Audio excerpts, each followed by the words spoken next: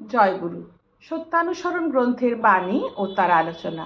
মন মুখ এক হলে আর ভিতরে গলদ জমতে পারে না। গুপ্ত আবর্জনা ভাষায় ভেসে উঠে পড়ে, পাপ গিয়ে তার ভেতরে বাসা বাঁধতে পারে না। বাণীটি একটি উদাহরণের সাহায্যে পিতৃদেব বুঝিয়েছেন।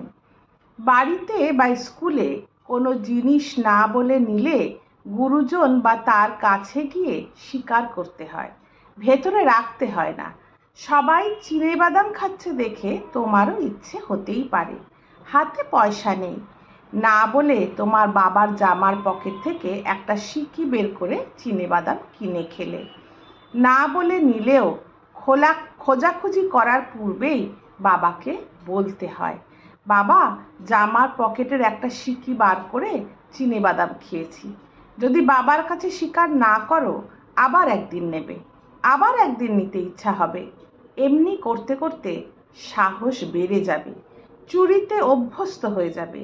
না বলে নেওয়া খুব খারাপ, কিন্তু মন মুখ এক হলে না বলে কোনোদিন নিলেও তোমার ভেতরে গণ্ডগোল বা গলদ জমতে পারবে না।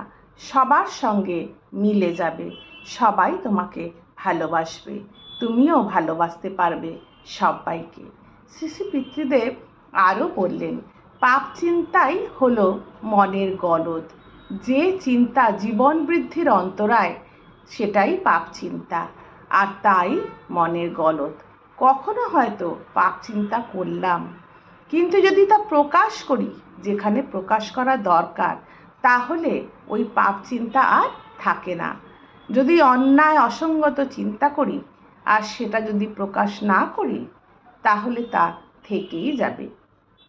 সেই জন্য তা প্রকাশ করতে হয় বাবা মার কাছে, শিক্ষক মশাইয়ের কাছে, কিংবা হিতাকাঙ্ক্ষী কারো কাছে, যেখানে যেমন প্রয়োজন।